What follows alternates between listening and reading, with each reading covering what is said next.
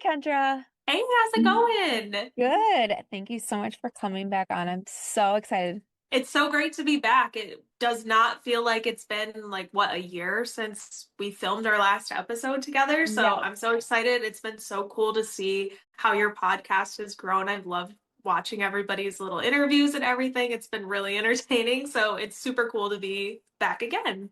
I know. I think the fun thing about it is just being able to connect to so many people. Like, I feel like if it weren't for this podcast, we would never have had a sit down to like talk like this, or Yeah.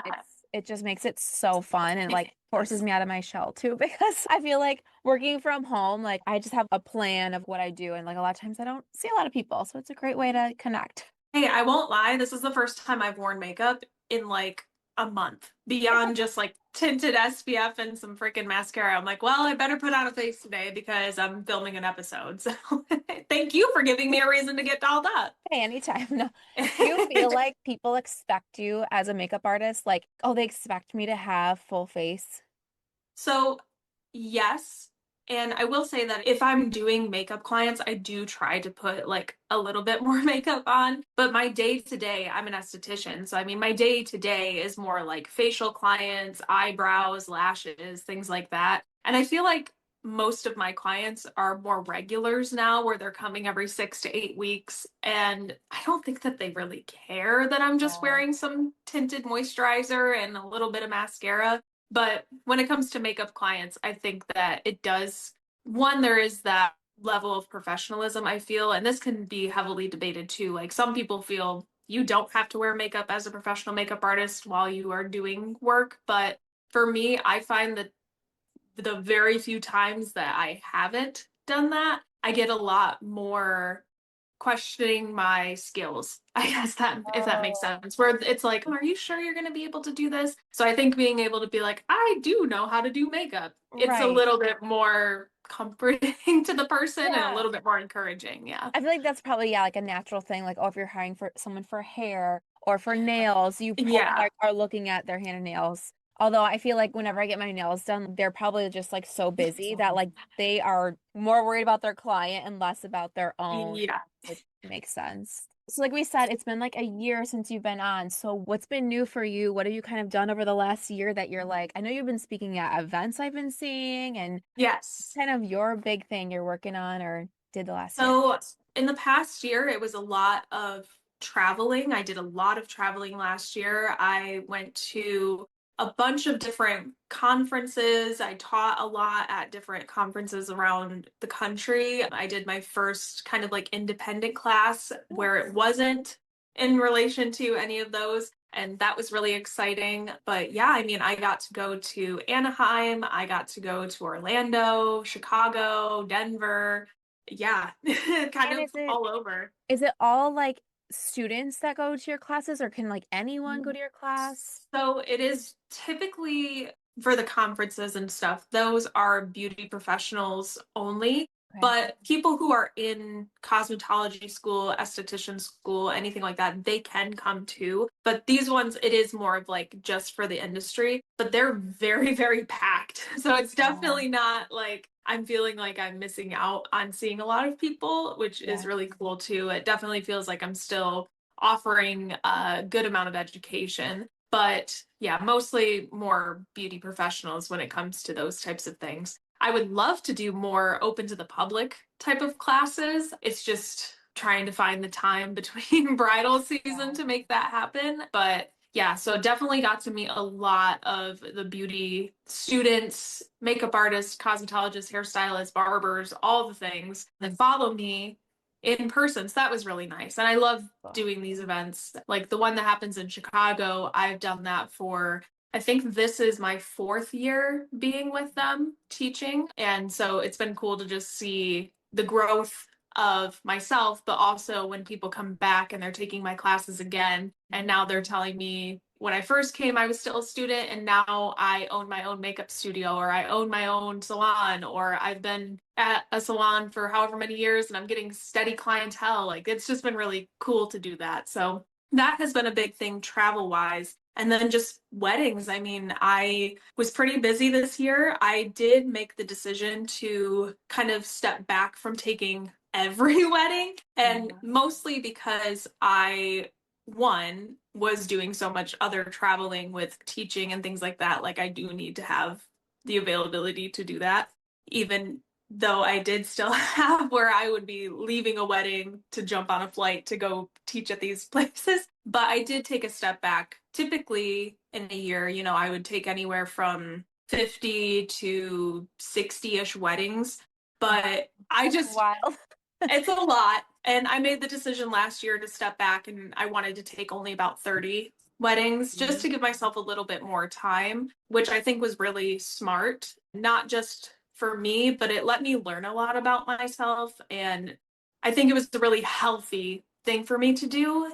And I think that it's going to be a good thing that I learned those things to share with other people. Just things like burnout, man. Like it's so easy to get locked into the go, go, go. And once you do take that step back, it's like, whoa. I guess I have been like in fight or flight for the past 8 years because I've just been doing so many weddings. So I did make that decision. That's something I'm moving forward with in 26 as well, is just less weddings, more educating is kind of my goal too. I want to do more teaching this year, but yeah, so weddings last year, I got to do my first couple further out of state weddings, which was exciting. I got to go to New York to do a wedding. So yeah, just lots. Travel was kind of the theme of I last love year, just go, that. go, go. That's But yeah, awesome. I feel like that's a really like common thing I hear, whether it's like wedding industry or just like starting your own business. It's really exciting, like when your business grows and you just want to say yes to everybody. And I feel like I've had so many conversations with people. They're like, all of a sudden it just like hit me like I'm burnt out. I can't say yes to everybody. I was talking to a wedding planner. I'm trying to think of what month it was, maybe like a month or two ago, a friend of mine. And she was a similar thing. Like she was like, I'm finally toning it back with weddings a little bit because she was doing like 50, 40, 50 a year. And most of them are in that like wedding season. And she was yeah, like, it's just exhausting, but you're just like, go, go, go. And you're like, this is right. exciting. It's fun. But then you realize like, I don't have time to myself or like my body hurts and I haven't actually Yes. like absorbed Well, and it. that's the thing too. That's something I really had to be mindful of. I think I've shared this before, but I am somebody that I do struggle with chronic illnesses and I am physically disabled. I have my hip replaced. So, I mean, I do feel like as I'm getting older, I do need to also be mindful of myself because there were times in recent years before I did take that step back where I would get done with a wedding and here's a good little story for me to tell, I guess. I had a wedding where it was at a hotel and I had a pretty decently long day. On average, nowadays, the most I will take alone to do makeup is probably about 7, maybe 8 people, but probably closer to 7. I don't like to go over that too much because that's a lot of standing without being able to take a drink of water or go to the bathroom, things like that. So I want to say around about 8 people, and I got done with the wedding. I had been there from like, I want to say 5 to 5, 6. So 5, 6, 7, 8, 9, 10, 11, 12, 1 o'clock. Sorry, math is not my strong suit in No, this I moment. get it. So let's say I got done around like 1 and I say goodbye to everybody. Everybody's happy. Everything's awesome. And I knew I was not feeling well. So one of the conditions I have, it's called POTS, which you may have heard of before. It stands for postural orthostatic tachycardia syndrome for those who are listening who don't know what that is. And in very, very, very basic terms, when I am standing, my heart rate is elevated. When I am in the heat, it gets elevated even more. That's a trigger for me. High stress situations can cause me to get like even worse. So I get done with the wedding, take the elevator downstairs, go out to my car, and I put my stuff in my car, sit down, and I leaned back and I closed my eyes and I actually passed out. I didn't realize that I did, Oh my gosh. but it was probably about, I would say, somewhere between like 5 to 8 minutes before I like opened my eyes again. And that's when I realized that I needed to start calming down. I needed to start taking less weddings. So after that wedding, that was, I want to say, in 24. leading into 25, I decided I just needed to really scale back. Yes. So I think that if it wouldn't have been for something like that happening, I probably still would be pushing myself. But for anybody listening, you don't have to have a chronic illness. You don't have to be physically disabled. You don't have to be anything to need to know your limits, to need to know what your end goal really is. Do you want to constantly be in a state of stress with like panic all the time of planning or, free time for yourself? Your work shouldn't be your life. You should be able to have somewhat of a balance. And I did see somebody post something recently like, does anyone know when I actually reach this work life balance? Like, is that even a thing? And I think that there's no real set template of this is what works, this is what doesn't work. You kind of just have to figure it out as you go. And that's kind of what I've had to do is just realize once I hit my limit, scale back until it feels comfortable. Yeah. That's so funny you say that because I just made a video talking about, I might have been kind of like implying work-life balance, but I did say something about like one of the things I'm struggling with is trying to find balance because I feel like the planner part in me always wants things to be like this. And when I'm not productive, I get so hard on myself. And so I'll have like days where I'm like, everything's like done that I need to. I check the boxes. And the other days where I'm just not productive and I'm just like, where's this balance? Or like, I feel like if I'm doing too much work, I'm not enough of a mom or I'm not enough of a wife or a friend, that pull of like needing Yeah. to do all these things. So I totally I relate. think that one thing that I heard in my life from just a friend of mine, and I don't even think she was trying to be any sort of inspirational thing or Yeah. anything. She was just talking. She said that if I'm ever over excelling in one portion of my life, I'm failing in another.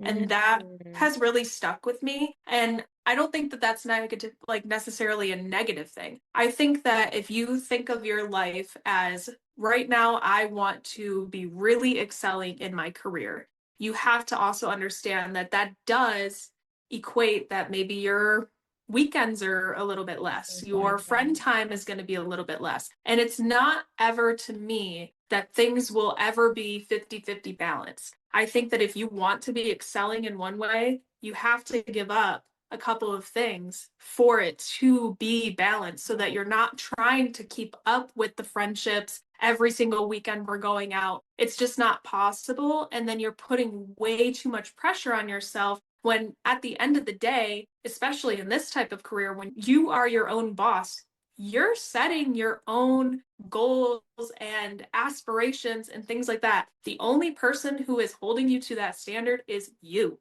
So if you are being so hard on yourself with things like that, you're never going to feel balanced. You're never going to feel like you're accomplishing enough. And you're never going to feel like you've done it. You're never going to feel comfortable. You're never going to feel stable. You're always going to be reaching for more, wanting to do more.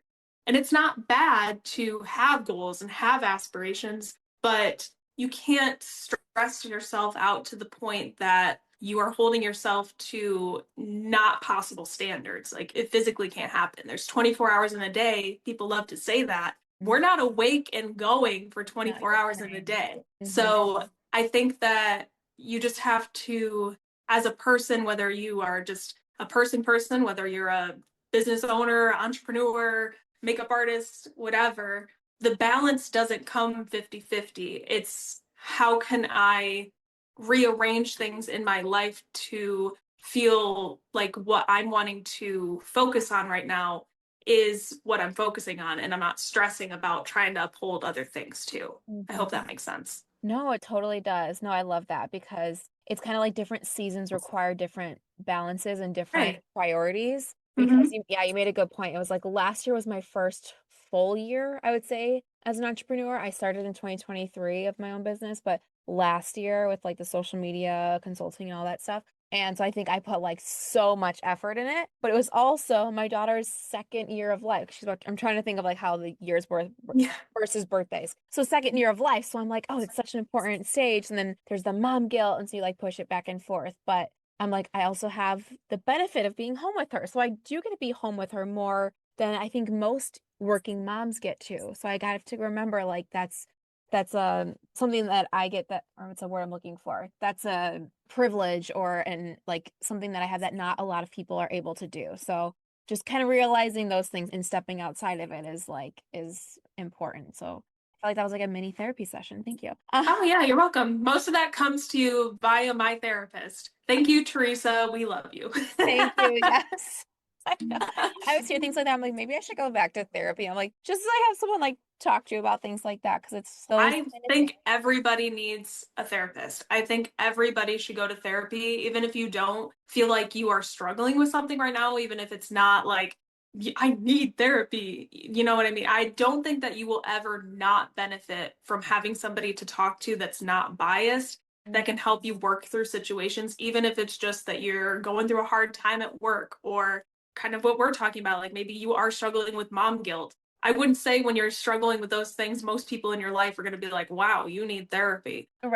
But I do think that if you are in therapy while you're going through those things in your life, you're going to benefit from it. You're never going to be like, why did I even sit through that therapy session? I think you can always benefit from Oh, therapy. for sure. Yeah. I think it's like one of those things where it's just good to sometimes like say it out loud. Yeah. Because I even like the people that submit stories to me too, like these wedding drama stories or relationship things, they always tell me at the end, or I should say, like a lot of times at the end, they're like, even if you don't use this, it was really good for me just to like Yes. type it out. Because they're like, it allowed me to like see what happened and understand how I feel about it. Because I think so many times, like we're talking about, is like go, go, go. What the heck just happened? Oh, well, next problem. You kind of just push it aside. Yeah. So I think it's Absolutely. so beneficial. And I think Yeah. therapy too is way less stigmatized than it was like when we were like children, maybe. Yeah. I've definitely gone to therapy multiple times in my life at like different points where like stress Yeah. was super high or something was going on. But it's funny, I've told someone this before, probably not on the podcast, but the last therapist I had, I loved her. She was great.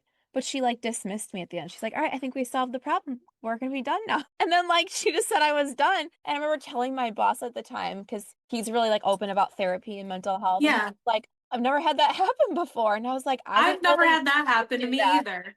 I've gone to therapy for the past, I want to say that I started therapy in 2020 and I've been seeing the same therapist since then. And I've taken breaks, when I got off my parents' insurance or whatever. And well, I can't afford it How right are you gonna now. pay for that? Yeah. And then gotten back on with her. And yeah, there's never been a time, even when I felt like I was doing well and the therapy was more of just like a moment for me to check in with myself, I guess, where she's been like, all right, great. The only thing I Yeah. would say that she ever says is, do you feel like we still need to meet monthly or would you want to maybe push it out to 2 months? That makes sense to me. But to be like, well, we solved the problem. I don't think that Yeah. therapy always needs to be, and I'm not saying that it's never this way, but I don't think that it always needs to be solving the problem to end it because Right. problems keep coming up in life. Things keep happening. Who's to say that she didn't say, we solved the problem, that's it. And then a week later, you have some major tragedy happen in your life and you have nobody to talk to. Yeah. I mean, you have friends, you have family, but you don't have an unbiased person who knows how you think, knows how you Right. processes things. Yeah, so that's Yeah. that's kind of It odd. I'm was very sorry you odd. had that experience. Oh, yeah, it was so odd. I was just like, at the time I was like, oh, cool. And then later I was like, wait, is that supposed to happen? I don't know. Yeah, it was weird. Maybe I need therapy to talk about that therapy. Hey, you're like, actually. Actually. Anyway, I feel like I got off. Oh, there's no topic. Whatever. We're talking. We're Um, yapping. It's fine. yeah. Back to POTS really quick. I just had a quick question about that. So, like, what Yeah. was your first like symptoms? You just noticed like your heart rate would kind of increase like So a long I time? have a little bit of an odd story kind of when it comes to my health in general. So I have always really struggled with like exercise was always really difficult for me and not in the sense of like I don't want to do it, but it would be like I don't want to do it as a child and like I'm running playing basketball and I'm great at sports and I'm awesome at like these things at a young age, but I'm having to like ask to get taken out to take a break and I'm like beet red and blood pooling in my legs and all of that. Oh, I really noticed it amping up after I had my hip replaced. And I've POTS is one of a few things that I deal with. But I mean, I was on, or not even my hip replaced. I have had two hip surgeries on the same hip. The first one was a like experimental one to see if we could kind of push off the replacement so that I wouldn't have to get multiple throughout my life. But it only gave me like 4-ish years of relief. So after that surgery, I was still on the crutches from that surgery, and I actually passed out, and it was a whole thing. I was at work. So I had had my first hip surgery, and I actually passed out at work, like smacked my head off of a counter. It was a whole thing. Oh my Paramedics God. had to come. It was not great, but then I was noticing like it was just happening a lot more. And mostly it was like starting to amp up the more I was like stressed, because I found out now for me, stress and the heat are like my biggest triggers when it comes to my POTS. And so I had a family member pass away and I had to sing at their funeral. And I don't even remember the last like verse that I'm singing. Thank God I said the words correctly, but You're I just like, sang that, stepped back. I was up in the balcony, so thankfully I wasn't also in front of everybody, but I like stepped back, looked over to a family friend and was like, I'm gonna pass out. She took me downstairs. Fine. And then after my second surgery, my hip replacement, that's when a lot of my other chronic illnesses started. I also have a condition called mast cell activation syndrome, which basically for me, your mast cells are the cells that kind of check out foreign invaders, like things coming into the body, and they go, we good or not good. I'm not a medical professional, so if I'm saying this wrong, but I do know that they are the reason that histamine is put out. And so for me, my mast cells are kind of always activated, hence mast cell activation syndrome. But what that means for me is I've developed a lot of allergies, and I can like develop new ones to random things. And that might be just I'm itchy, but it's also like I go anaphylactic. So I have to be I've had a whole life shift because of all of that. But because of my mast cell activation syndrome and POTS, if one of them gets mad, the other one gets mad. So I've had a couple of times where, I mean, I've passed out quite a bit. And not everyone with POTS will. That's kind of a misconception. Like people with POTS stand up and instantly pass out. That's not typically the case. Like some people will, but it's more of like a constant state of feeling like out of it, I guess. Like brain fog is massive with POTS. It affects your entire autonomic nervous system. So that's like breathing, that's like digestion, that's your heart rate, your temperature control, things like that. So it's affected me in a lot of ways, which is, again, when I started realizing, like, okay, this is affecting me when I'm taking too many weddings, I really need to step back. But definitely it was like heart racing. I wear a device that's called a visible armband. I'm not wearing it today because I'm sitting, but it basically will show me second by second what's going on with my heart rate and alert me if I've been in the red zone for too long, if I am, more apt to need to take a break or anything like that. So I wear that now, but yeah, it's not fun. It's definitely been one of the most debilitating things for me. And I think that it's something that I want to talk more about. So I'm glad that we get to talk about it here, because we don't really get to see much representation of people that are entrepreneurs that are also dealing with things like this, or business owners that are dealing with things like this. I feel like it's kind of stereotypical that it's more like, oh, you're a boss babe and you're just go, go, go, awesome. And what people don't see with people like me who are chronically ill or whatever are, the days that, I mean, I've even had here, I'm at my store right now, but I've even had here where between clients, I know I've got 20 minutes, I'm not doing well, and I'm taking my emergency meds. I'm laying on the floor with my feet elevated for 15 minutes, and then quick getting back to it, pushing through that. And then same thing between clients. I'm just having to take breaks. So yeah, that was a really long thing. But no, but that's good. Like you said, it's something that I think other people can learn more about, and I think be able to see like the behind the curtain kind of thing, because yeah, it's something that's not talked about a lot. And so that's why I was like yeah. really curious about like your first symptoms and then kind of how you handle it now when you know it's like coming on or, feeling a certain way. It's hard too because the handling it thing isn't really like it's one of those conditions that there's a huge spectrum. You could be somebody with POTS, and if you're listening to this now and you have POTS that this is the case, please comment below because I want people to feel not alone. But you could be somebody with POTS that you are on disability. You can't get out of bed. You're having people coming to your house giving you IV infusions at home because you physically can't stand. It Mm. can be that severe. And then there's people like me that are kind of somewhere in the middle, like in wedding season, which unfortunately for me is when here is obviously like summer, fall, Wow. when it's warmer. So I'm getting like at least monthly infusions, but people aren't seeing that. I'm not showing that, oh, come with me to get my IV, and then constantly taking salt pills so that my blood pressure stays somewhat level, making sure that I'm like actually forcing myself to take drinks and stuff like that, working that time into my clients' timelines, things like that. There's this huge spectrum of POTS. And I think that it's becoming more well known, which I'm really happy about.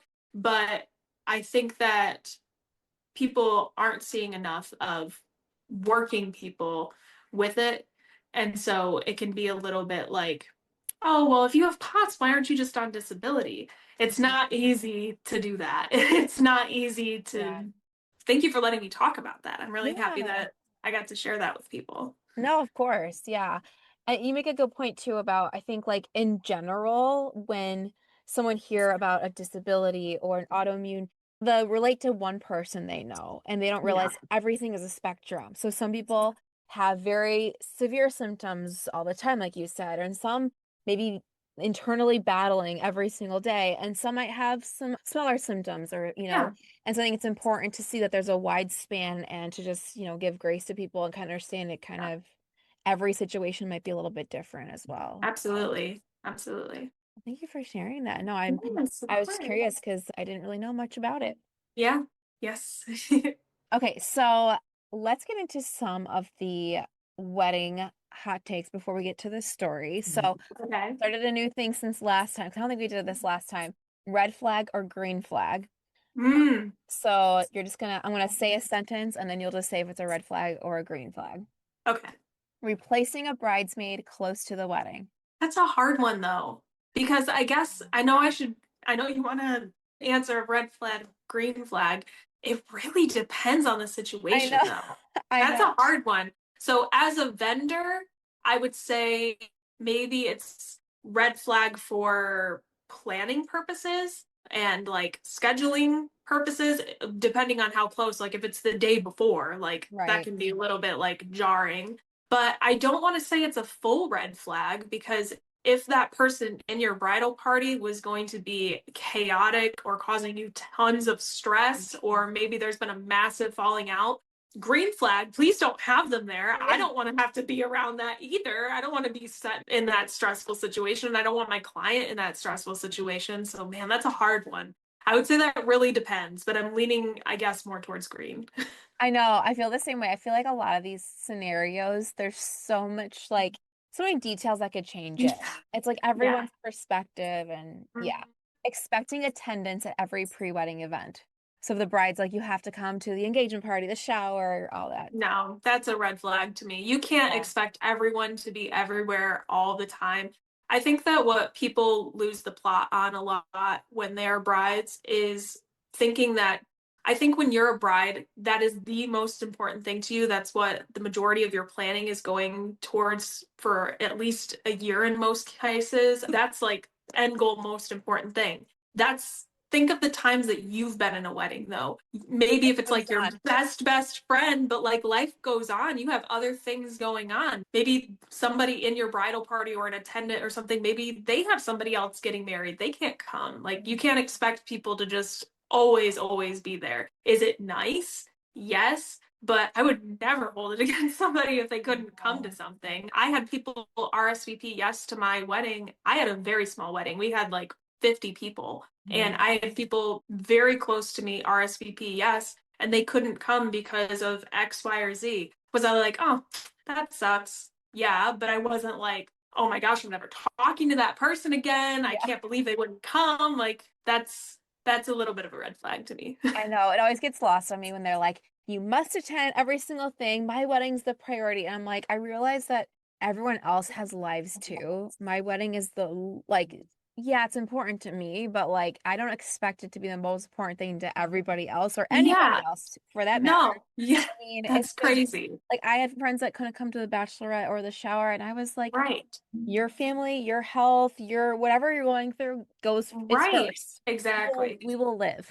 It's Yeah, okay. Cash bars, red or green? hash bars. Yeah, I haven't really been to a wedding where that's been the case. Yeah. So cash bar, explain to me just to make sure I'm understanding. That's where you're like paying to Yeah, have there's alcohol. just yeah, they probably don't provide any drinks. I've never been to a full cash bar either. Usually at least there's Yeah. wine or something, but yeah, it's just like there's no drinks Um, provided, I would say.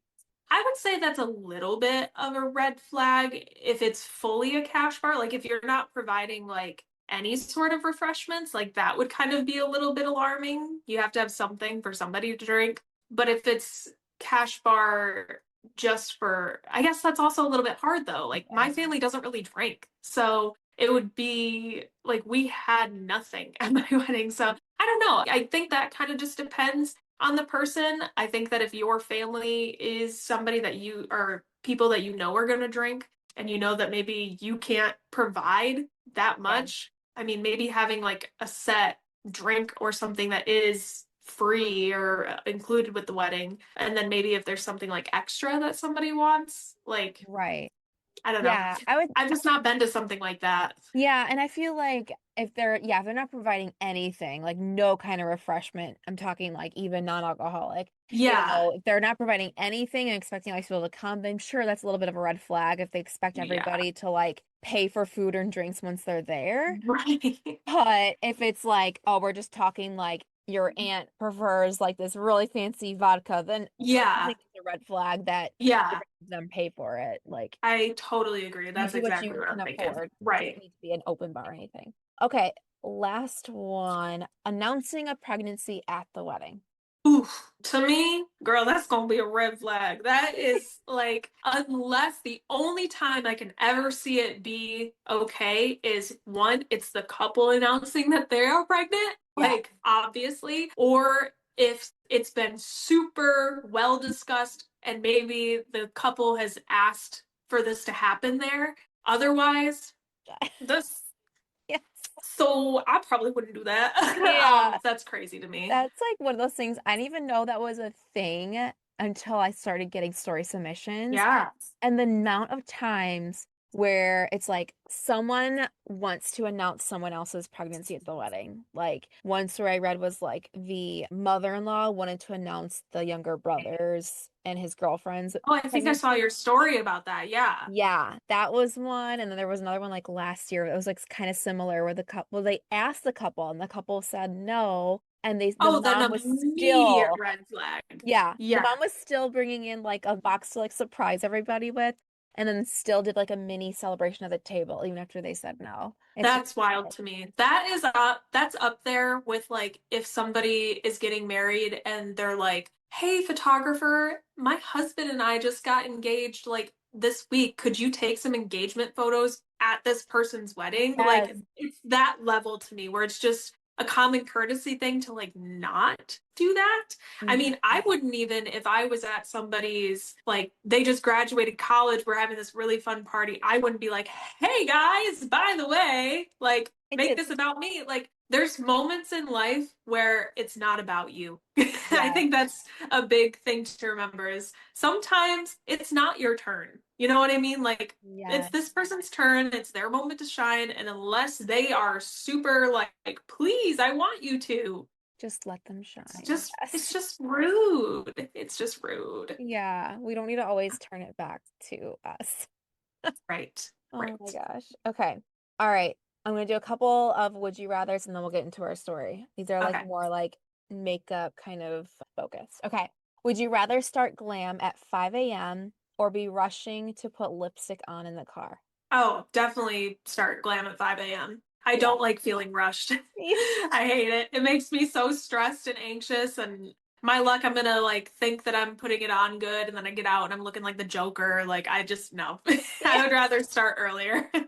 Oh my gosh, totally. I hate like I think I said this before, but like when I was in a lot of weddings, I always felt like they put me at the earliest slot because they're like, "Oh, we know you wake up early." That was also pre-kid. They're like, "We know you wake up early." So I'd be like in my chair like half asleep, but I did like just being done and then I could just like hang out with everybody. I Yeah. didn't have to rush or worry. Like 'cause sometimes being some of the later ones, you're like, "Are we gonna have time?" Or you're like Oh, trying to fix things. 100%. Yeah. And for me too, like what I like to do personally to avoid that, and if you're a makeup artist listening, I always, let's say they tell me they need to be done by 3, we're going to be done by 2. Like I Yeah. want to give that little bit of wiggle room for touch-ups.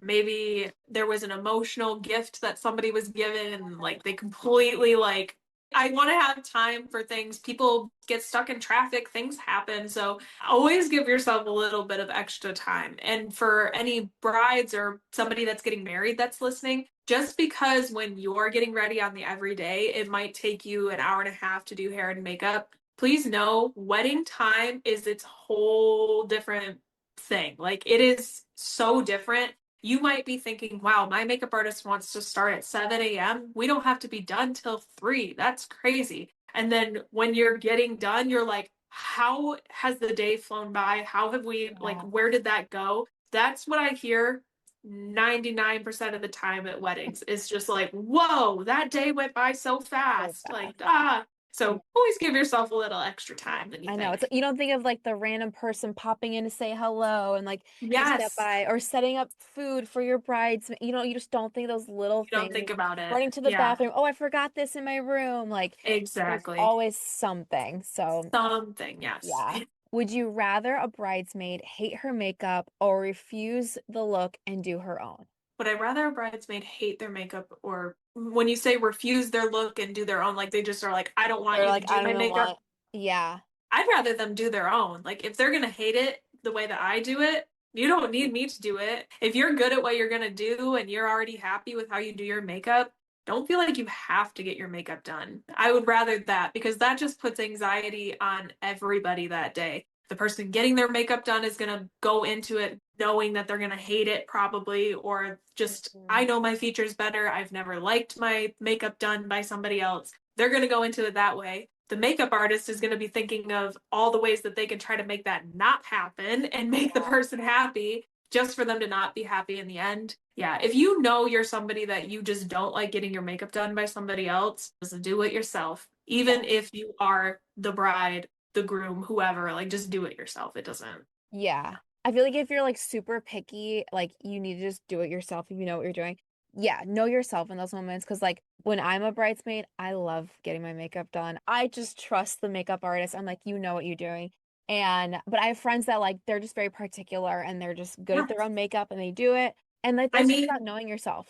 absolutely. For myself, like I did my own makeup on my wedding day. And that was because I enjoy the process of putting makeup on. I enjoy doing it myself. But if I were somebody that didn't enjoy that and you're like, man, every time I do my makeup, I hate it, get somebody to do your makeup for you. Yeah. Even if Yeah. it's like, I can't afford a makeup artist, maybe you have a really talented friend or something that does makeup really well. It's okay to do that too. You Yeah. don't have to, but on the flip, don't think like we're saying that you have to have a makeup artist. If you're like, I'm good at what I do, it's not a necessity. You don't need a makeup artist to get married. You need a officiant, you need a venue, you need a wedding dress. Those are needs. This is wants and luxuries. You don't have to have it. Right. Totally. Hey, drama lovers, big news.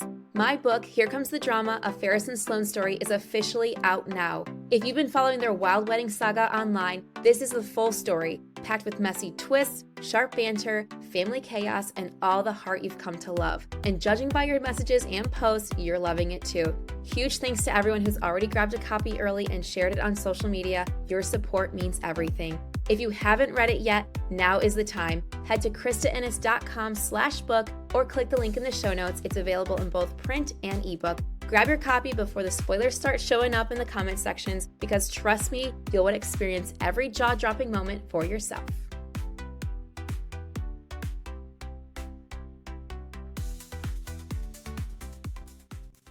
Would you rather one bridesmaid be 45 minutes late or one bridesmaid be overly controlling about the schedule? I would definitely have somebody that's maybe a little bit more controlling about the schedule, because I'd rather have somebody that's on me about the times and whatnot versus somebody who is just so nonchalant. Then I'm anxious, everything's running behind. I'm probably going to get blamed for the fact that things are behind, even though I didn't do anything wrong. I'd rather have somebody way more on me about the time, because me personally, like, I am so, it might not seem it if you're any of my clients watching this now, but in that moment, I mean, what I do, and this is a little tip too for makeup artists for weddings, like, I set my schedule as my lock screen for a wedding. And Oh my I'm God. every couple little bit, I'm clicking it to see, to Are you make good? sure that I'm good. And to somebody, it just looks like I'm checking the time, but I'm really like seeing how I'm doing on time. So, shoot, if somebody wants to be the little voice in my head that's already happening when I'm doing this, like, sure, I'd rather have Yeah. that than somebody be late. Yeah. Yeah, I love that. Because, yeah, it's like one bridesmaid might be a little late, but they don't always realize how much that could push back everybody else. Especially, like, what if it's a wedding where there's only 3 or 4 bridesmaids? Then you're kind of reshuffling everybody. Yeah. But it's good to have that schedule. Like, Yeah. when I've been hired for like day of coordinators, I'm like on it. I'm the same as you. I'm like checking. I'm like, okay, all right, where's our next Yeah. bridesmaid? You're on deck. When she's Yeah. done, you're swapping. Like, Because again, it goes back to the whole thing that wedding time is its own thing. Like, it is just so different than an everyday type of thing. You have to be so scheduled because, yeah, one little thing can really throw off a whole day. And I've had it in the past where I had a bridesmaid be super late, and it almost made it to where I couldn't do the grandma's makeup. Like, the grandma would have just not had makeup. I made it work. yeah. Bride not happy with me because of the delay, but I made it work because I'm not going to let somebody's grandma not have makeup. That's crazy. That would make me sad. But yeah, it's so easy to throw off an entire day without even realizing it, because 45 minutes, me, I block out an hour for makeup, but that's including like cleaning in between, time for me to, like, take a drink or whatever. So Yeah. it's really more 45 minutes. So if you think about it, if you're 45 minutes late, you're pushing the day a whole appointment slot back. Like, that is a lot of time. Yeah. Oh yeah. All right. No, that's a great point. All right, let's just get into today's story, because these always end up being a little bit longer than I think. So let's just get into it. Okay. And feel free to stop me or pause anytime if you Okay. guys. We'll just react on them as we go. All right. I was the maitre d' for all types of events at a golf course and country club. Every Sunday, we hosted a flat-priced buffet with no alcohol for gospel group's prayer gathering. They danced, sang, and filled the room with joy. The staff loved watching and listening to them, and we never had a single issue. We genuinely looked forward to their visit. One of the young women from the group decided she wanted her wedding there on a Sunday afternoon with the group present. I walked her through everything: the theme, menu, colors, ceremony, flow, flowers, readings, dances, bar options, extra servers, sleeping arrangements for the newlyweds, this is a lot. Backup plans for the bad weather, and even contingency plans for family issues. Okay, they got it all. We had this space for 6 hours, including the ceremony. For comparison, the gospel group typically used the room for only 2 to 2.5 hours on the regular Sundays. So I'm thinking they wanted them to sing at her wedding, is what I'm getting. Yeah, it's sounding Yeah. like she wants them to be very involved with the day, Yeah. because it says they want the guests present that are normally there on Sundays. Yes. Okay. Yeah. Okay. So she wants them to be there. Okay. They were loud, joyful, and energetic, but never obnoxious, just a genuinely happy to be alive vibe. Yeah. The first deposit to hold the date and room was paid immediately with no issues. Over the next 4 to 5 months, the bride and groom agreed to every recommendation we made, used all our preferred vendors, and sometimes even brought me homemade baked goods. We clicked really well. The only request they made beyond my cake recommendation was an extra tier and specific symbol to honor their deceased parents and a sibling. We Aw, upgraded the cake at no additional charge. that's nice. Yeah, that's really nice. As the second deposit approached, they continued adding upgrades. and RSVPs were higher than expected. We needed additional servers, more food, extra tables, and more rentals overall. They also decided to move the wedding up by 3 weeks to the Oh, earliest Sunday we had available. Oh, oh, I'm wondering how late into the planning this was because yeah. That's a pretty big shift. yeah, and like adding Yikes. schedules, adding all Yeah. the people. Okay. Okay. She said that wasn't an issue, but it did mean we couldn't get the exact same linen colors in time, and they needed to secure an available pastor. We agreed to keep the second deposit due date the same as the original planned and not move it up. 2 weeks before the wedding, I checked in again. Everything was fully planned, and it was a lot. I heard nothing back. 3 days before the wedding, I left messages for the couple and both mothers, while also confirming flowers, linens, staff, transportation, and final details. The following afternoon, Friday, so they still haven't heard from them. Oh my gosh. That's what I'm like, it's okay. We are like crunch time and we've not heard anything. Okay, Yeah. okay. I'm locked Like, in. I know, I was like, what do you do at that point? We're just constantly like calling them, emailing them, Yeah. nothing. Oh my gosh. The following afternoon, Friday, the bride's uncle arrived with a check covering the remaining balance. My boss wasn't thrilled, but at that point we proceeded. Wasn't Okay. thrilled that the uncle came or that they were like late. Yeah, because I mean that payment Oh. probably would be late, I would imagine. I feel like most things don't take payments that close. Yeah, because we're talking, she doesn't say when the date was, but she's saying all of a sudden, 2 weeks Yes. before the wedding, they still hadn't paid. They didn't hear anything back. Well, and then we're at 3 days before the wedding. Yeah. So we're like close, close. So Yeah. I can see where they're stressed, like you're not talking to us and it's not you that's bringing in the final check, it's some random relative. Like, Yeah. You never were call they us back. involved? Yeah. Were Yeah. they involved Okay. with this relative before? Is this person just showing up? Like, yeah, I'd probably be a little frustrated as well. And I'm wondering, like, for venues, like, if you don't get that second deposit, I'm sure they have a right to either add an extra charge or Oh, to yeah. cancel your event or something because they're holding all, I mean, maybe they end up losing money then, but because I'm like, where's like the stickler for you have to pay us this date or Yeah. something happens. We lose Yeah. this. You can't have this amenity or, something like that. Okay. Okay. The wedding began at noon, just as their gospel gatherings always did.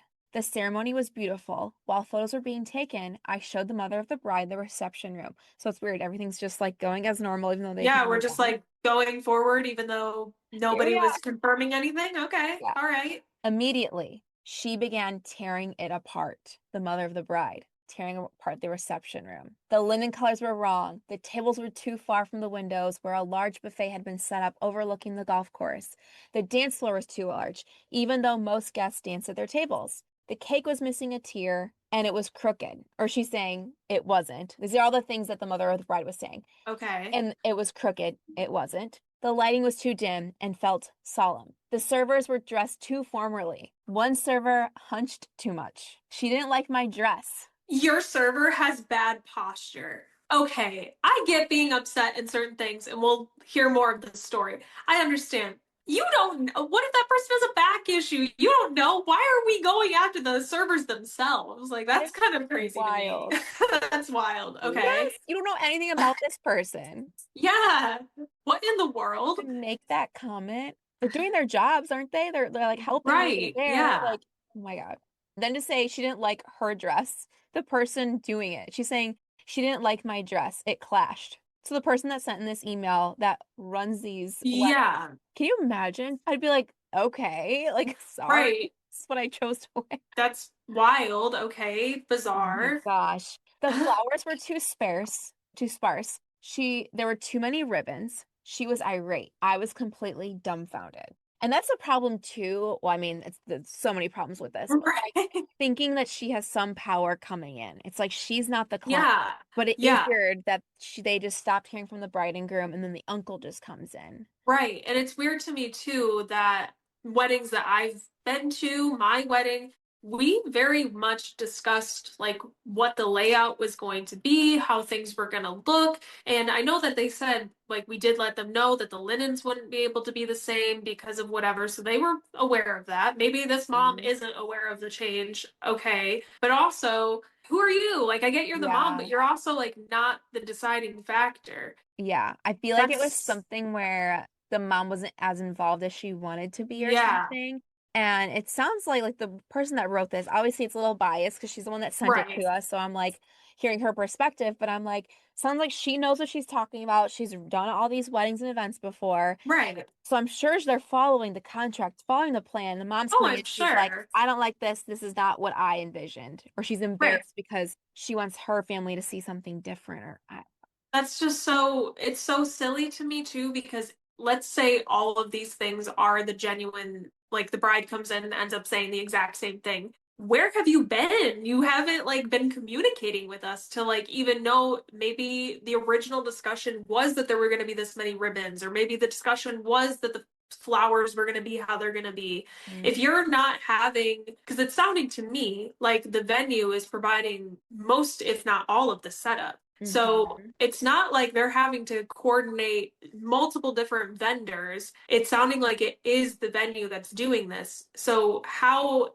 that communication between the couple and the venue itself got so lax mhm. is strange to me. Like, Yeah. okay, I Yeah. need to hear more. I need to Very hear more. odd. Okay. Says she stormed off and I went back to business as usual. This was a $16,000 wedding, absolutely all out. That seems low to me, but I don't know. I, 'cause I feel like Yeah. I hear At golf first I was course. like 16, but then I'm like, actually, no, that's like pretty low. At Yeah. least in this area I know I in don't know where Michigan. this was, but yeah, I feel like golf course weddings, like when we were just kind of like just kind of getting ideas, I feel like golf courses were like the most expensive because it was Oh, like yeah. resort vibes, everything included. And so I feel like Correct. those were Yeah. like at least 50, if not way higher. Yeah. No, I So agree. Yeah. I don't know. Okay. So it said intro's finished, first dance is done, speech is complete, dinner music began.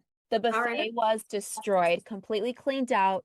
So it's destroyed in a good way, I think she means. Okay. Like demolished the food. They ate it all. That's what Okay. I'm gathering. Yeah. Shiny, yeah. Shiny Schaefer's. Yeah, I'm like, okay, I was gonna pronounce that wrong. And all. Music continued, some dancing followed, and then the mother of the groom approached me. She said the food was awful. The servers were slow. People were spiking drinks at a dry wedding, apparently sneaking alcohol from another bar into the building. The dance floor was a slippery hazard. The linens were dry after people ate. Or no, the linens were dirty after people ate. My gosh, it didn't take a genius to see where this was headed. The hints for a massive discount started shortly after. Oh Here no. we go. Oh no. They don't Oh want to pay. no. They don't want to pay. They don't want to pay. Hopefully they've already cashed that check, girl, and it didn't Right. bounce. Like, This is what it's for the dirty dance or the dirty linens thing reminded me. I saw this thing where an influencer was trying to do something where she was getting free money. She was at a restaurant and she filmed the floor and was like, the place was dirty. And then the owners came out and they were like, she was there right after like a 12 party or a 12-person party just got up and left. And she filmed right yeah. under the table. So it's just all about like, if you've never worked in Well, a restaurant or yeah, that's wild to me. The linens are dirty. I mean, aren't they there to like get used and like to protect like the tables and to like look nice? I mean, your wedding dress is gonna be dirty by the end of the night, by the like the bottom of it, you know, yeah. you're using the item. Yes, That's that's okay. wild. And again, saying servers were slow. I You're gonna mean, complain about that?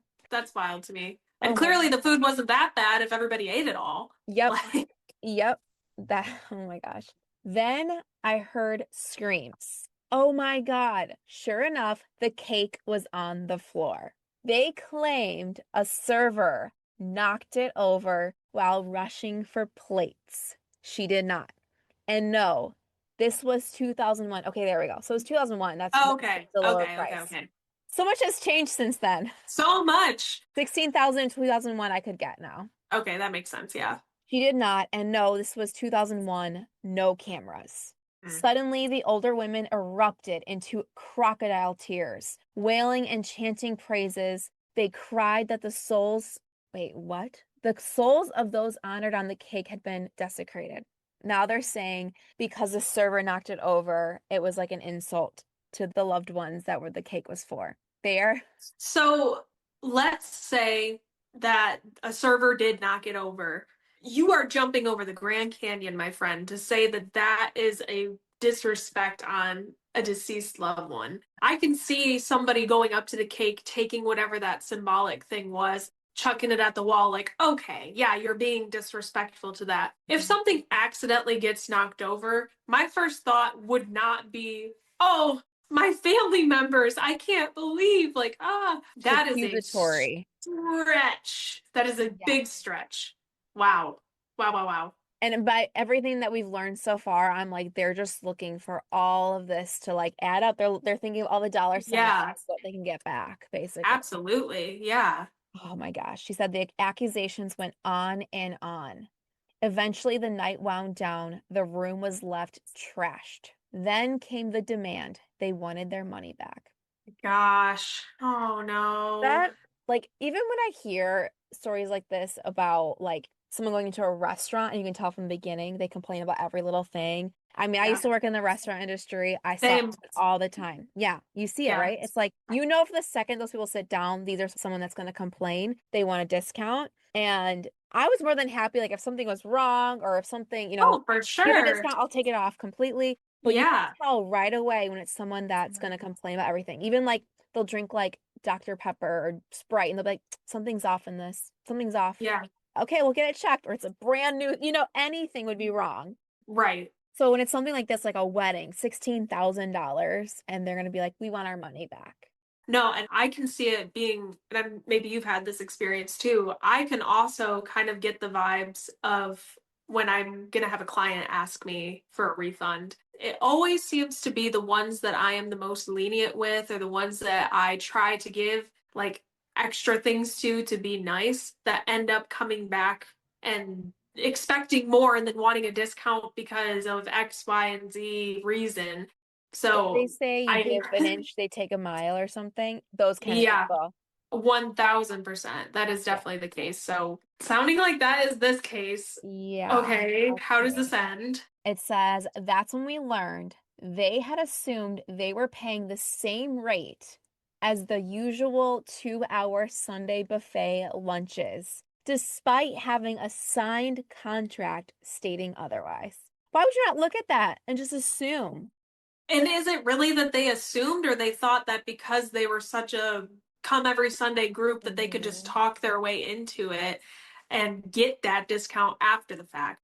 But Right. you should never, I'm looking at my camera at this moment. I know I've been looking all around. Right. Never sign a contract for an amount assuming that it's not going to be that amount. Yeah. That is crazy to Contract me. is it's locking you in. It's literally telling you what you owe Yes. when you pay it. Like, Yes. I don't Wow. understand how you could assume, like, I don't want to say ignorance, but that's being extremely naive to be like, oh, Yeah. okay, we come here every Sunday for a 2-hour buffet. I'm like, that's way different than a wedding.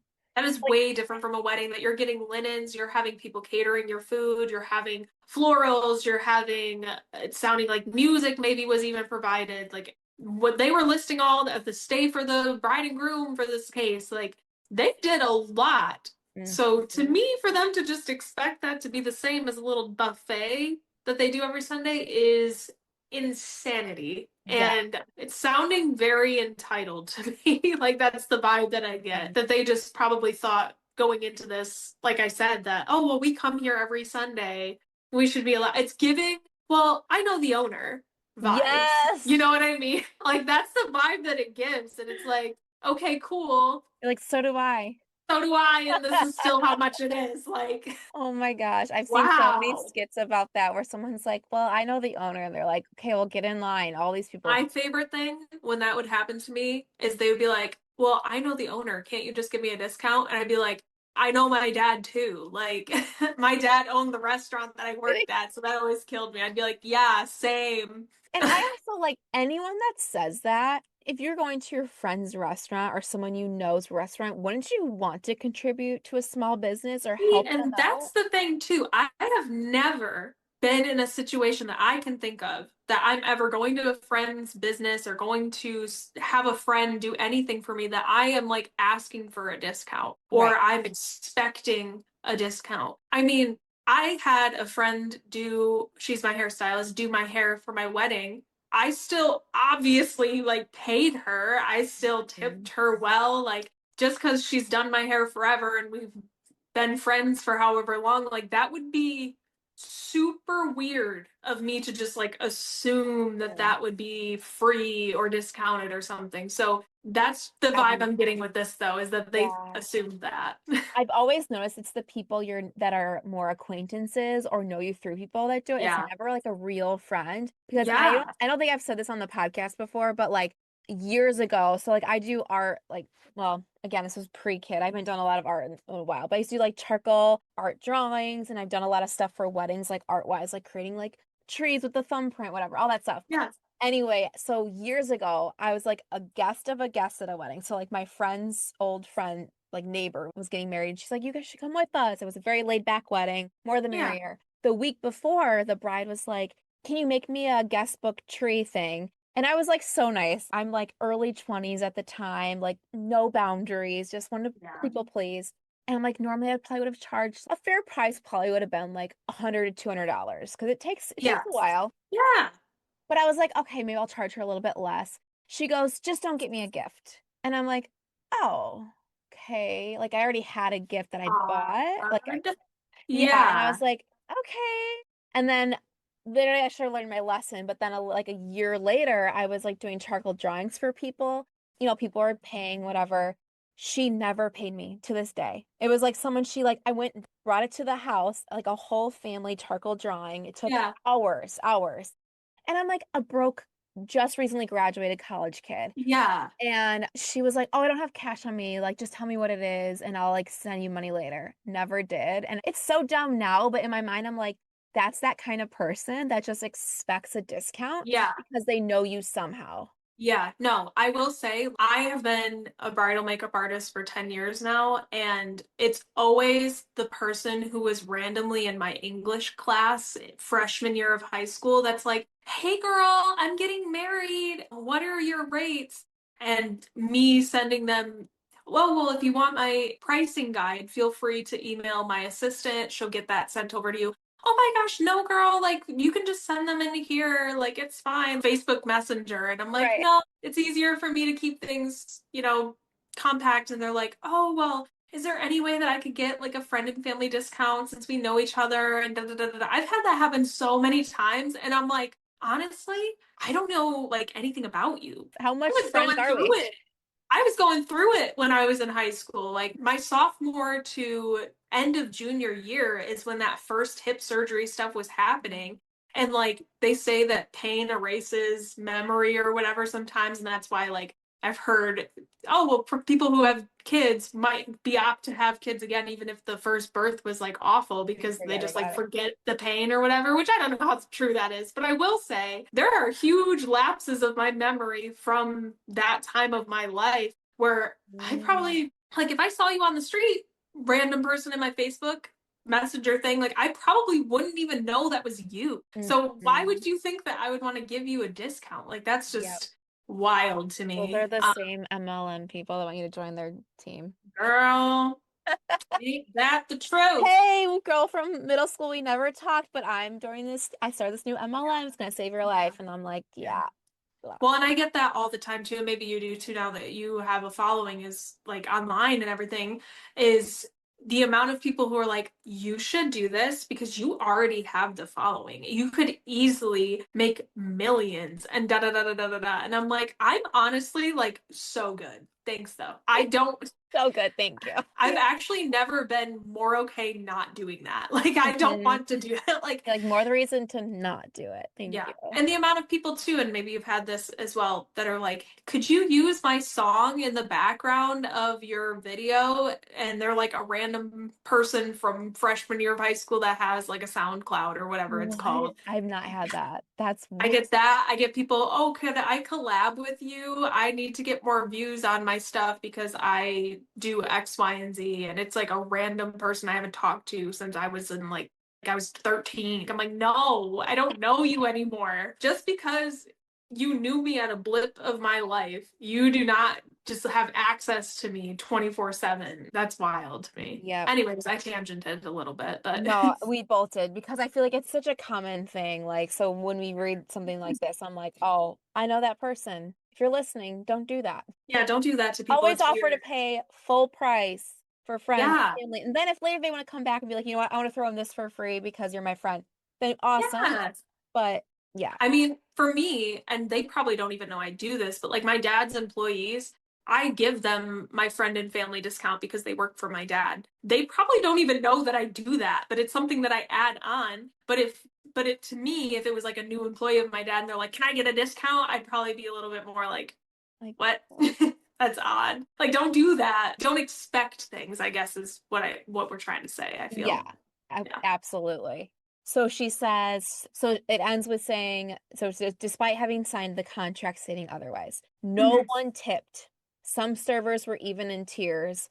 Others finally snapped back verbally, and at that point we allowed it. So I'm wondering if this is all just happening right there because I'm wondering why the servers were Yeah. involved in that because I would kind of be Yeah. like, servers go home, and then maybe the next week they're like trying to demand money. But I don't know if this Yeah. sounds like later on in It's that night, happening like in the night, they're which like, I will say, and this is maybe a controversial thing, but I don't ever expect a tip. And I know that in some different things, it's a little bit more common to do it. Like I probably always would tip a server. But if I were, a venue or whatever, you should always have your pricing be to the point where if something like this happens and nobody's getting tipped, your server isn't in tears because they didn't feel like they made enough money. It should still be like the mhm. base rate should still be good. I agree Because with you.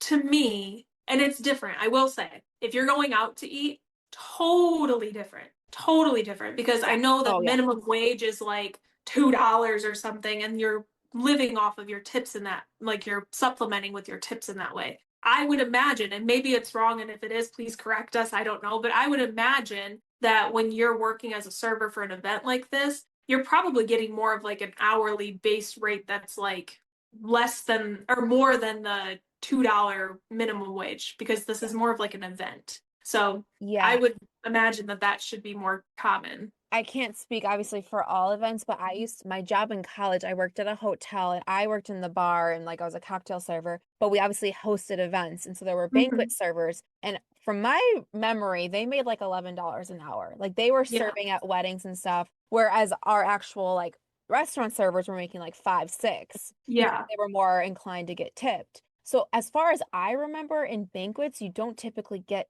tipped as a server. Yeah.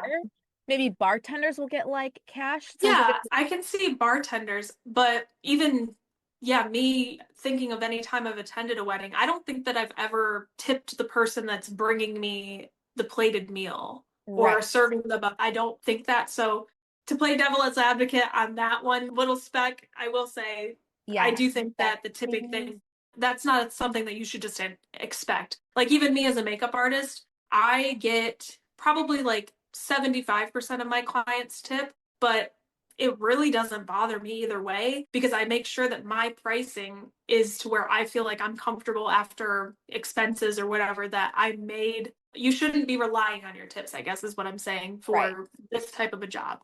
Servers Yeah. in the real everyday, you're working at like Bob Evans or something. I Yes. understand, Tip but your like servers for events and sure. stuff. Yeah, yes, please tip your normal servers, but Yes. I don't know if that's common practice for Yeah. It this. makes me wonder if they didn't typically do this kind of thing. Yeah, Yeah, but they that is sound very odd. so Mhm. prepared for it though. Yeah. So I don't know.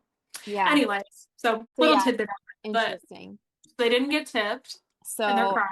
and then it says others finally snap back verbally and they allowed it. So that seems kind of weird to me too, to allow the servers to snap at the customer. I understand when tensions are really high and situations are really heated to get caught in the heat of the moment. But whether you're the manager, whether you are the owner, whatever, it is your responsibility to make your employees, hey guys, take a step back. I'm going to handle it. You have to be the one to handle the situation because all that's going to do is create more and more heat and more heat, more heat. And that's everybody's just going to be mad. Yeah. So, yeah, allowing your employees to be even in a position where they're feeling like they need to go back and forth like that. Like once you start to notice that the heat is coming on a little bit, hey guys, take a step back. Hey, how can I help you? What's the problem? You shouldn't Right. put your employee in that position because I know that weddings that I've been to, a lot of the times the servers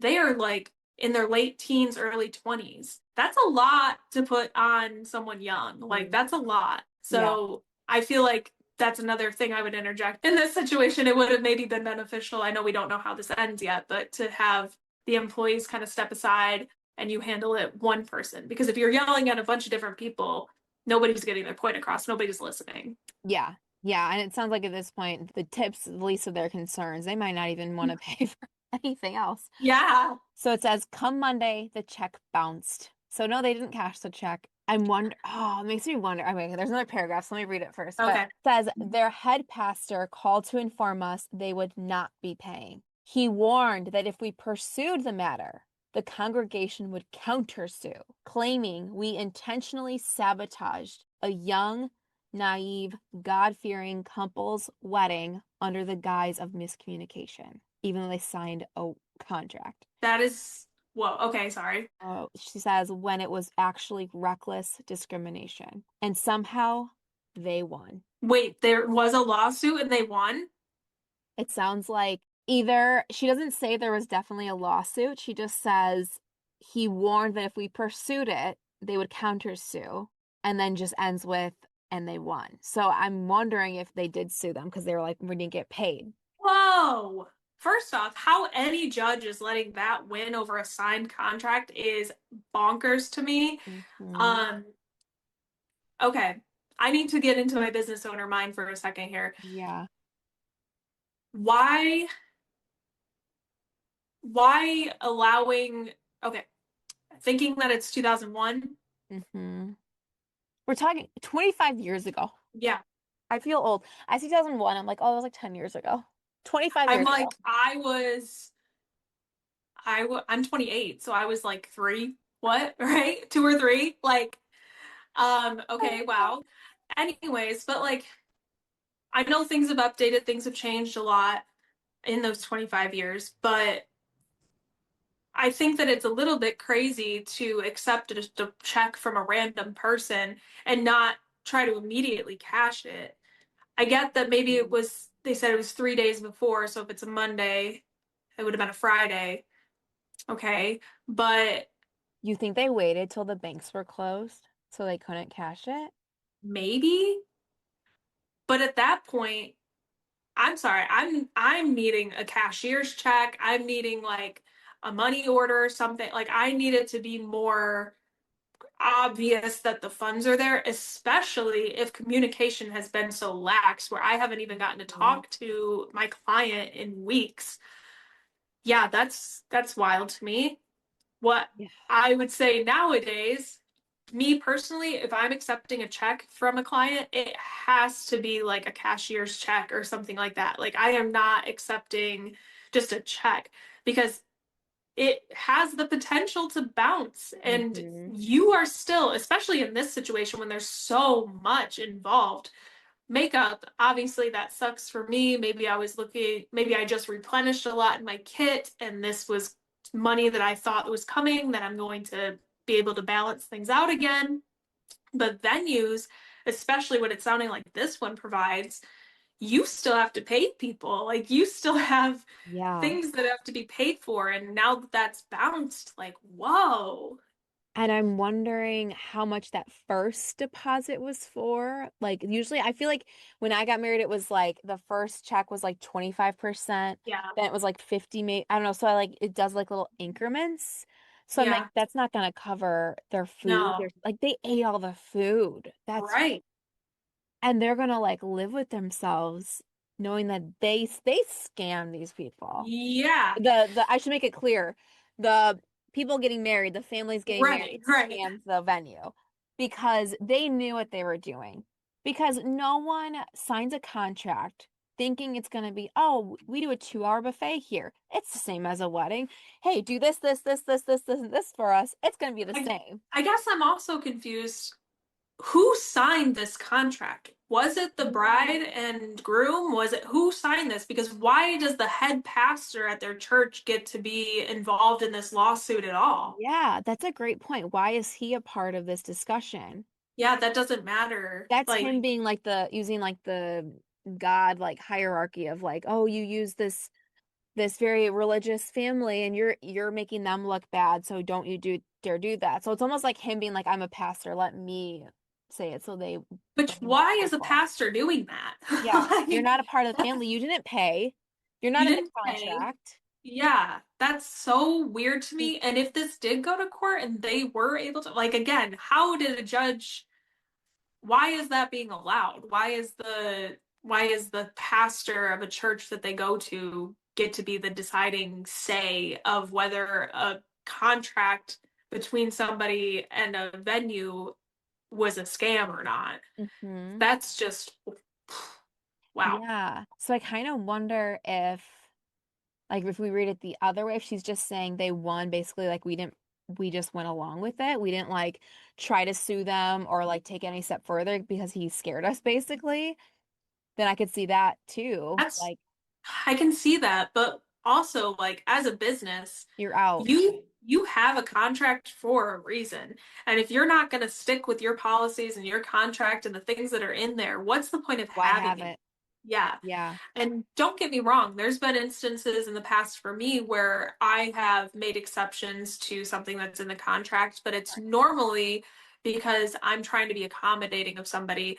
I will say that's tightened up a lot because Mhm. of situations like this where I give an inch and they take a mile, but I just I just don't see how that happened. Like so much went wrong with this. Yeah. And so much that I think that this business, and I hope that if they're still around, that they learn from this. Um, I mean, communication needs to be better. What happens if you stop communicating with me needs to be better. Mhm. Their payment processes hopefully are better. And hopefully they have more solid contracts or confidence in their contracts that should something like this happen again, it's Mhm. worth fighting for Right. because wow, Well, that it's was a like lot. when people complain about like rules and stuff, it's because of people like this. This is Oh, why contracts have to be as yeah. detailed as they are, is because there's people that take advantage, and now they have to be super clear. You have to cover every single instance because of people like this, because they will Yeah. try to scam the crap out of you.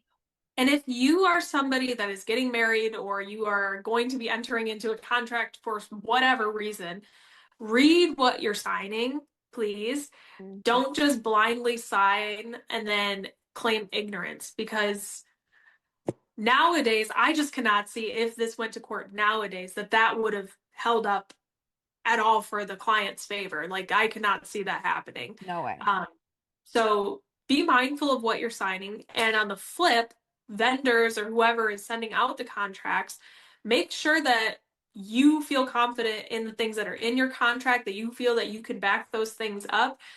Consult with an attorney. Don't just write something down and have somebody sign Mhm. it. Make sure it is like a legal contract. Um, yeah, because this Yeah. type of stuff happens. And me personally, as a random big sister business owner, advice to you too, if you're a makeup artist or a hairstylist or somebody that, let's say you have a season that you go through, and now here's the next one, revisit that contract at the end of Mhm. the season. What happened in that year that you don't want to happen again? Mhm. Put it into your contract so that it doesn't happen again and go forward. You might have, like you're saying, you might have people be like, why is this so long? Or why does this even need to be specified? You don't have to explain yourself to those clients, but you can say, if you want to say anything at all, well, everything that's in the contract is there for a reason. Um, Mhm.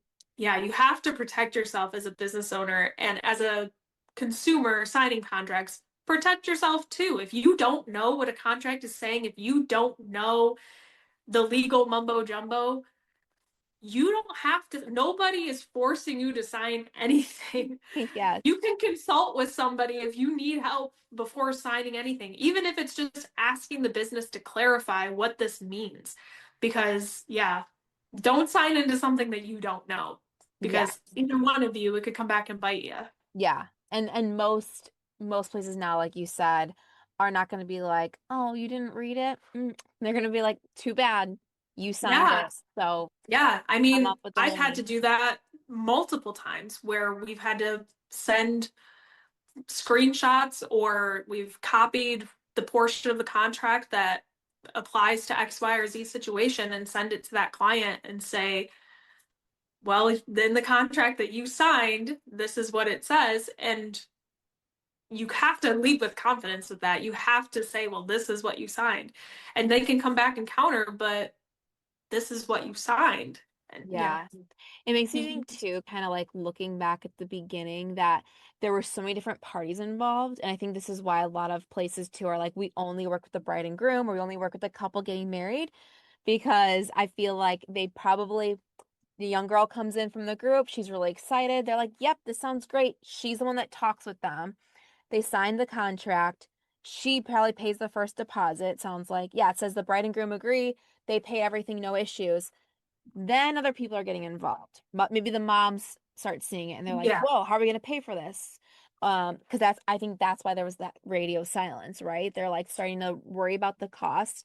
Then this random uncle comes in, Yeah. and either he was planning on paying for it the whole time, or he goes, wait, guys, I've got an idea. You know what I'm saying? Like, was this a plan the whole time? Part of me thinks yes. He's like, I'm Yeah. going to come in. They're not going to ask me questions. They don't know me. I don't know about the Right. wedding. Bring this check in. Oh, it's covered. We're good. We're going to get our wedding. And then you guys come in hot and get what you Right. want. Yeah. Because there's people that do this like for a living. Oh, yeah. I mean, like I said, my dad owns a restaurant. There's people that we have on the do not let reorder list because they've had multiple and multiple and multiple times where they call back and complain that something is wrong.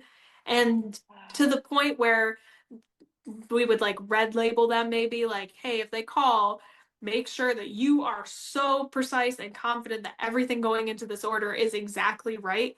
And they would still call back and say X, Y, or Z happened. For example, and this is talking on my dad's behalf for a little bit, but he had a customer that would constantly complain about something being wrong with the pizza. The toppings weren't right. My dad owns a pizza place. The toppings weren't right. The cheese had slid to the side by the time that the delivery driver got it there. It was burnt. It was too cold. Blah blah blah blah blah. So finally, my dad was working one day and it was just him and the delivery driver. And he makes the pizza. He knows that this person is a chronic complainer. So Hmm. he is on it. Yep. Just him in the building, delivery driver, nobody else. Makes the pizza, sends it on its way. Of course, like 5 minutes later, 10 minutes later, he gets a call from that person and they're complaining. Well, what's wrong? There is a massive blonde hair in my pizza. My dad said there's a long blonde hair. Okay. Um, are you sure it's not yours? No, it can't be mine. Everybody in my family has brown hair. Okay. If I send the delivery driver back, would you give him the pizza and the hair that is in that so that we Right. can figure out where this is coming from? Oh, well, I mean, we already ate it. We ate around it, but like, this is ridiculous. And my dad goes, you know what's also really funny? The delivery driver and I are both bald, and nobody else is working today. So they stopped ordering after that. But it's just so funny. And come to find out, I mean, I did a little bit of Facebook stalking. Their family's all blonde. Like, what are you talking about? Everybody in Definitely. that family had blonde hair. Like, Yes. so it's just funny. But it Yeah. does happen like all the time and in so many different industries that people will just try to get away with scamming you and you Hmm. have to protect yourself as a business owner. Like you just ugh. I Yeah. feel bad for when things like this happen. Though I will say, like we were saying throughout this, there were definitely learning moments from this, Hmm. management wise or whatever, and policy wise. But I think that maybe from the sounds of it, maybe this was kind of a newer thing for them and they just didn't have those policies or whatever in place yet. Yeah. I think that this is us seeing what kind of happens to a lot of professionals where you have something like this happen, which builds those standards and things like that for it to not happen again. So I think we might have seen the beginning of this golf courses They're event they're probably planning. real strict now. Yeah. They're Yeah, Yeah. which sucks. You have to learn that way, losing $16,000 and then some Yeah. because they said they kept adding on all these extras. So hopefully this was a That's so learning awful. moment for them. But think about the couple that got married. Your wedding was built on a lie. A lie. That's really wild. And like bad juju. Like, why would you want that? Yeah. I'm curious to know, are they still married? I know. I was thinking that too. I'm like, I could not like your kids or your kids or family one day is asking about your wedding and you're like, oh yeah, it was at this place. Do you think they like lie about it? Like, oh, it was amazing. We loved Yeah. it. Oh, it was terrible. Like, because if it had all the things they wanted, I don't know. And they never specified either if it was the bride and groom refusing to pay or if it was the moms coming in saying we're Right. not going to pay. Um, so it makes me Hmm. wonder, maybe it was like a fake account or like the couple Yeah. opened up a new account and was like, okay, we're gonna write a check. Huh. Oh, so many questions. I So love getting many. vendor stories, but I also like I'm like, oh, I don't like there's so much Right. missing. I wish I could call them and be like, okay, wait. So Yeah, what happened? I know. Oh my gosh, that Oh my was gosh. wild. That All was right. wild. Well, I always like to end these with, as I shake my whole computer right now, I always like to end these with confessions people send me on Instagram. So here we go. This is about biggest wedding regrets. Ooh, that's a Um, good one. Okay. yeah. This one says, um, letting my friend declare herself my maid of honor. It shouldn't have been her. I I hear that a lot, and I always wonder how that happens. Because if that was a Yeah. friend to like someone to me saying like, "Oh, I'm your maid of honor," and they weren't, I would probably just laugh and just move on. How do they know I themselves? I definitely have heard this a lot from my clients that, oh yeah, this person kind of made themselves my maid of honor. Like I was gonna ask them to be a bridesmaid, but I really wanted this person to be my maid of honor. I think what happens a lot of the time is you get people pleaser brides that don't want to offend anybody. This person probably means a lot to them, maybe just not in the I think they should be maid of honor way, but I think that it's hard when they're trying to make sure that everybody's happy. They don't want to start wedding drama, especially when it comes to bridesmaids. Like, you're usually picking that out pretty early in the wedding planning process. Like, who Yeah. wants to start that drama? But I will say, if you are somebody that recently got engaged or you're just announcing bridal party members and somebody's trying to assert that, Mhm. I think that it's really important and in the long run, better to just be clear right away. Yeah. And I know that a lot of people like to do those bridesmaids boxes or things like that where they're asking people. Um, Definitely make sure that you give yourself time between announcing the engagement and picking your bridesmaids that you kind of like have everything so you can quickly do that so that this doesn't happen. Because Yeah. I think that it's when there's that gap that people can just assume and then push their way into it. Um, Mhm. yeah, I think it's important. Like if you're announcing that you're engaged, maybe within a week or two, you're asking people. And maybe that's a big turnaround. I don't know. It's a little bit hard if you don't know the engagement's coming, but Right. I do think like it's important to have a list and roster in the back of your mind if you're knowing within a year I'm probably going to be getting engaged to like you Mhm. or I'm going to be getting engaged. Like you should probably have somewhat of a roster. Idea. Yeah. Yeah. Because even if you don't have like the bridesmaid boxes ready or whatever you're gonna do, you can at least be like, oh, I actually my sister or my friend over here or Yeah. whatever Yeah. is being that person. And it might be awkward. Like it probably will be awkward those conversations, but I'd rather you have a conversation early on and it be a little bit awkward than to be submitting that you regret it to us. Yeah. Yes. Because then you're giving in and then you're making it their day.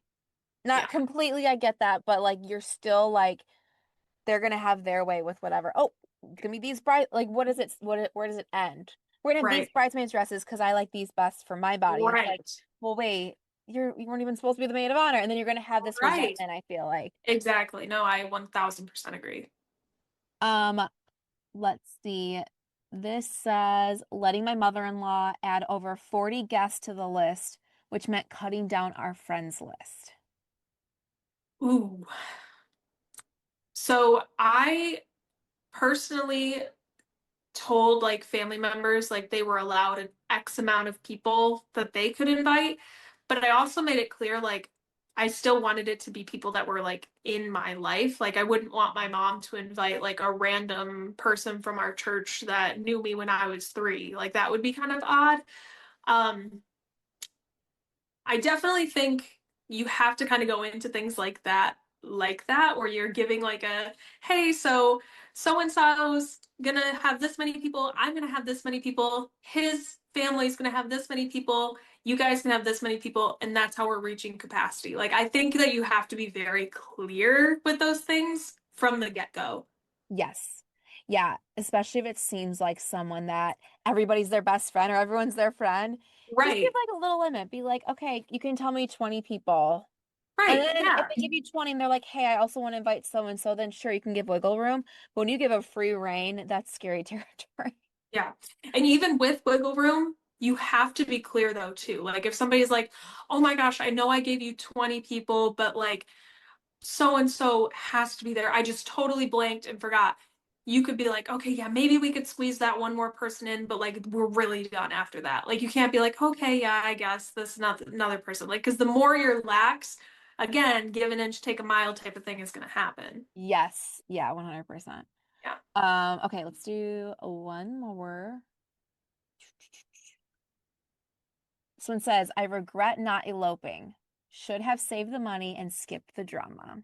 Okay, I have heard this so much, like a lot, a lot. I'm talking even on wedding days. I hear this. Like, Wow. yeah, because sometimes the lead up drama is the worst part. Like, the scheduling of the bachelorette or the bridal shower was maybe awful. Like people sometimes by the time it gets to their wedding day, they're like, You're I over don't it. even want to do this. And it's Oh, not that they don't want to get married.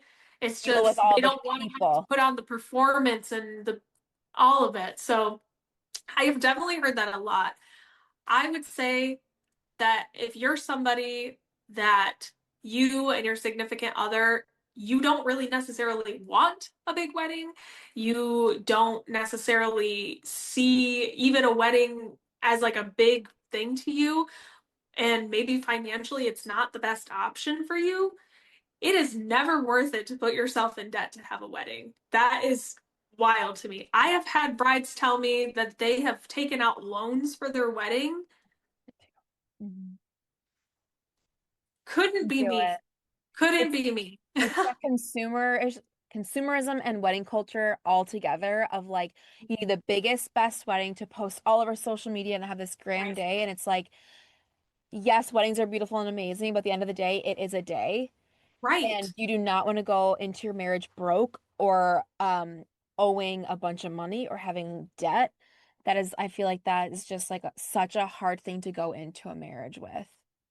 And I think that people kind of have created this almost stigma of it's like a bad thing to elope. It Right. doesn't have to be a bad thing. Some of the most beautiful weddings have been elopements. One of my Mhm. friends, her name, you guys might follow her online, is Mermeg Hair. Her and her husband got eloped, and I want to say they were out in like some like desert. Sorry, Meg, if you're watching, but they were in some sort of like desert, like beautiful thing. And what they prioritized was the photography. And Wow. that was where the majority of their budget went. And oh my word, talk about magazine wedding, like some of the most stunning wedding photos I've seen of my life. And it was an elopement. Like it doesn't Yes. have to be like, oh, I'm giving up these beautiful photos. Oh, I'm giving up, I can get great makeup done. You can invest now in the things that do matter to you more. Like maybe you really, really want good photos, but you don't care if it's just 4 of you there. Like you Yeah. can invest in those things now because you're not spending $50,000 on a wedding. Right. I think it's one of those things too about like knowing yourself, knowing your family. If there's high tensions and you're like, gosh, our families clash, or gosh, like my friends are just don't get along with so and so, whatever that is, and you're already stressed thinking about it, maybe that's a sign. Everyone knows Yeah. themselves best. Like for me, I did not want a huge wedding, but I also could not. I could only picture like all of our families and friends together dancing and like hanging out and like one big party. So it wasn't like humongous, but it wasn't really small either. But for me, that was important to me and my husband. But we didn't have drama leading up to it that we were like, oh, I'm so nervous about people being in the same room. But I know a lot of the times when they regret, I feel like it's because they're getting pressure from someone saying, you need to have this wedding. We need to have this big wedding to show off to everybody. But meanwhile, the bride and groom are the ones like suffering because they're like, this isn't Right, us. This isn't what we want. right. So, You have to be mindful. It's okay to get people's opinions, especially when it's from people that you really do value. Like maybe your parents are very important and big in your life. It is okay to take those opinions, but at the end of the day, if that is not what you want, who's the one going in debt because of these things? Who's the one that's living with the fact that, oh, my wedding was so stressful and so dramatic and da da da da da? It's not your parents, it's mhm. you. So you Yeah. have to be mindful of yourself when it comes to wedding planning and just like weddings in general, because ideally, I mean, I know it doesn't happen all the time. This is a once in a lifetime thing for you. I know people get remarried. I'm not saying that, but I'm saying nobody's going into a wedding hoping that they're going to get married again. You are hoping that this is a once in a lifetime thing. Do you want to be like the thing that's behind that is stress? Hmm. No, I don't think that anybody wants that. So, yeah, I think that taking opinions and valuing people's input is important, but never to the point where it's diminishing your own wants or finances, I guess, even in this case. Yeah, absolutely. Definitely listen to your gut on that one and be on the same page with your partner and then Yeah. move forward from there. Hmm. Well, thank you so much for coming on. I'm Yeah. just realizing the time. I'm like, so sorry I took so much of your time. No, I can't see the Yeah. time, so I'm just here to yap. Yeah, no, I'm this a is certified yapper. I love I love it. it. No, I remember you saying that last time. I love it because I get in that tendency of like just yapping too. And so like I love when we're on the same page with Yeah. that. So can you, for everyone listening, can you tell them where they can follow you, anything fun you're working on, and all that good stuff? Yeah. So you can follow me on TikTok, Instagram, YouTube. TikTok's going to be my biggest one, but it's at Kendra_Matthies. Everywhere else, it's just at Kendra Matthies. I'm currently working on, depending on when this is getting posted, I'm going to be in Premiere Anaheim, California, February 1st and 2nd. I'm going to be teaching multiple classes there. Otherwise, I have some other classes that I'm teaching. Come April, I'm going to be in Chicago again for America's Beauty Show. And then I am working on some independent classes. You Ooh. guys heard it first, but I am working on some independent classes coming up in this year. So stay tuned for those, but you can always just follow me on Instagram for the latest updates on that. Awesome. Very exciting. Sounds like a lot of fun things are coming up. Yeah, so much fun. Awesome. Well, thanks again for coming on. This was so much fun hanging out. Yeah, it was great seeing you again. Congratulations on having a podcast still rocking and rolling. I think I heard somewhere that most podcasts don't make it past the first 5 or 6 episodes. So Wow, that's look at great. you going. You're rocking and rolling. And I can't wait to see what comes for you with the podcast. I love watching your skits and everything online. And yeah, I think that you're doing a great job. Thanks. Thank you. Yes. All right. Well, thank you guys so much for watching. Thank And you. I will probably see you guys in a story time coming soon because I told Krista I didn't want to share it here, but I think I'm going to build up the courage to share it soon. So, Yay. Yes. yay.